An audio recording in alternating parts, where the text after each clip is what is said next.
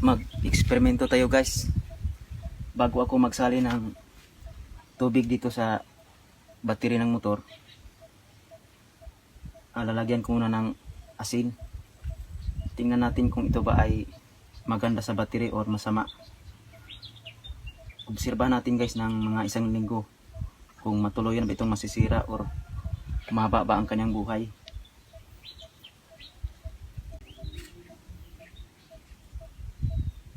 Tingnan natin ito mamaya guys kung gumagana ba yung battery natin, kasi matagal na itong natuyuan ng tubig. Ngayon ko palang napansin, kaya ayaw na mag-charge. Tingnan natin guys kung matuluyan bang siyang masisira. Ayan.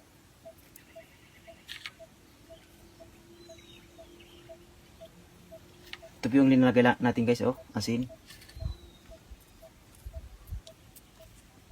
Kunti lang asin. Ayan. Sa katakpan. Isa na lang guys, isa lang yung natira. Ito na lang. Tingnan natin to guys kung hindi ba to sasabog. Pagka sumabog ito eh. Yan. Ito yung ginamit natin guys na tubig. Ano siya, distilled water.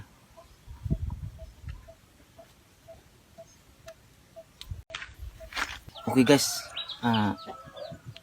i-charge muna natin. Kasi lubat ito eh.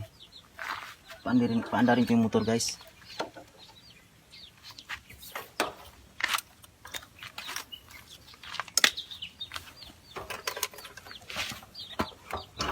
Di kaya ito sasabog guys.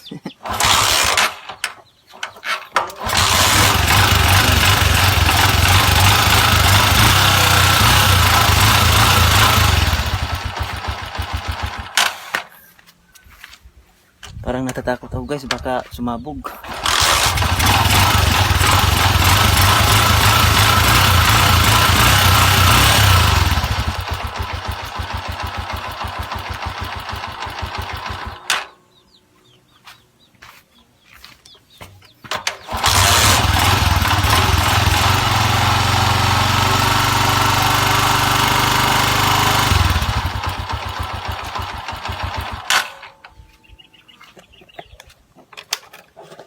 Okay guys, tingnan natin kung meron na ba siyang kuryente. I-on ko yung ignition switch. Ayan guys, oh. Gumana pala yung battery natin. Ibig sabihin nagcha-charge siya. At ito naman ang kaniyang ano guys. Dito ako nagpapagana ng kanyang starter. Yan. Panda rin natin guys gamit ito. Ayun.